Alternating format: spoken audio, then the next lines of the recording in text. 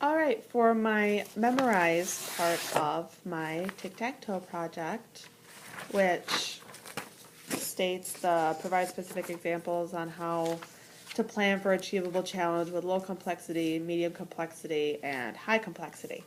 Um, I do this every day in my instruction with the different levels that my students are at. And with the different cognitive levels of my students, I have one student who's 24 who's functioning cognitively at a 1.5-month old, and then I have another student who has a limited mobility who is functioning at, I'd say, an 8th grade level, if not higher. Sometimes I think he's smarter than me. So, with that wide range, all day long we're trying to adapt things so that everybody is able to get something out of it, and as well as keeping everybody engaged so that nobody is like bored. Sometimes it happens, but trying to make sure that we're all on the same page, that we're all following it. You can't always, have everybody on the top of their comprehension level all the time. So some of the ways that I do this with math instruction, ELA. My students are transitioning, so I do it with transitioning and learning different skills with that.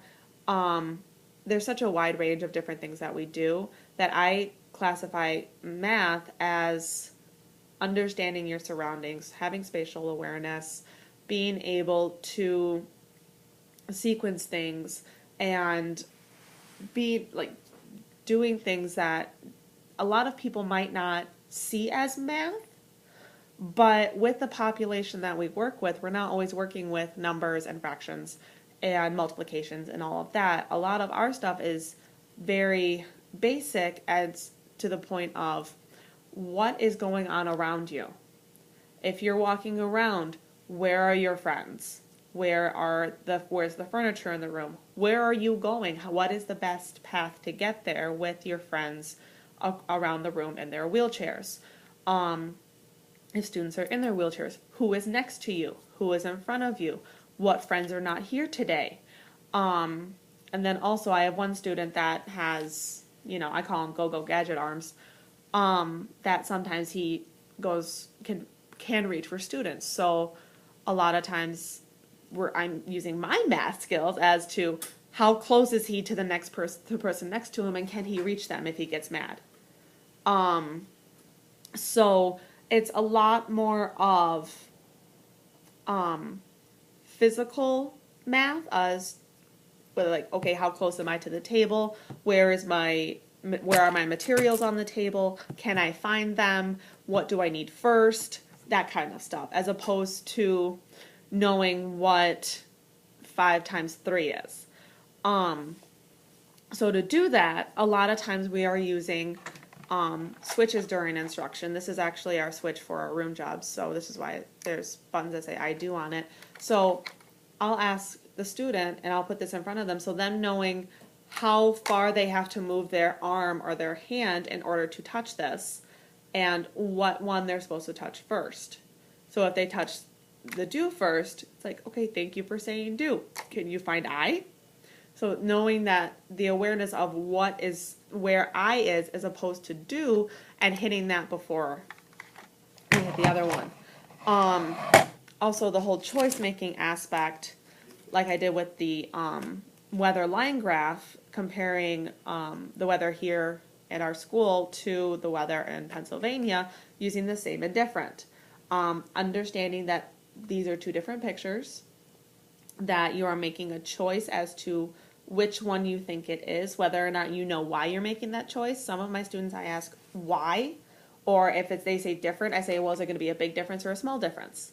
So, and then we go a little bit deeper into that. So differentiating between them just choosing whether they think it's going to be the same or different, and then going into a deeper understanding of, do they think if it's a difference that it's going to be a big difference or a small difference, or why they think it's going to be the same, or that kind of thing. So even when I'm asking all of the students these questions, I'm changing additional questions that I ask them based on their ability. The same thing when it comes to like some or all. Being able to know, okay, there's just some of these or this is all of it. And then also if they need more, being able to ask for more. For my higher students that have the ability, I don't just use a 2 switch, I use a 3 switch. And I did take the pictures off of this one, so because the pictures were a lot bigger, so you would use the switches. So understanding that they go from left to right, knowing that awareness of how far do I have to go to hit the red, how far do I have to go to hit the yellow, and how far do I have to go to hit the blue. If I go too far, am I going to hit the red instead of the yellow? So knowing how that's supposed to be and where it is in relation to their body, because depending on who they are, I might hold it out this far from them because they do not have the ability to bend their arm. So like my one student does not have the ability to always bend his arm. So what he does is I hold it out and so he can do one of those. So understanding that that is also a major part of making sure that he can be the most successful and strike where it needs to be. We also have, excuse me, I'm just going to move the camera a little bit to reach something. One of my students, this is his communication device. Even though it looks like it mainly be for ELA, I also consider this math because he's having to understand where the picture is. So if he doesn't use one finger, he might accidentally hit 2 buttons and not know I might not know what he wants to say. So making sure he knows where things are in relation to him can be a big difference. So we're actually changing instruction up for low to high in the middle of doing it. And a lot of times we don't even realize we're doing it. Like when I started reading the text and looking at a lot of these at the Tic Tac Toe project, I was realizing that I do a lot of this differentiation just because it's what I do.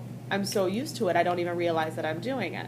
I change questions that I'm asking different students. For my students that may not understand certain things, I'm asking simpler questions. For my mid students, I'm getting a little bit more complex and asking more questions with a little bit more detail. And then for my highest ones, I'm asking to give me that extra information.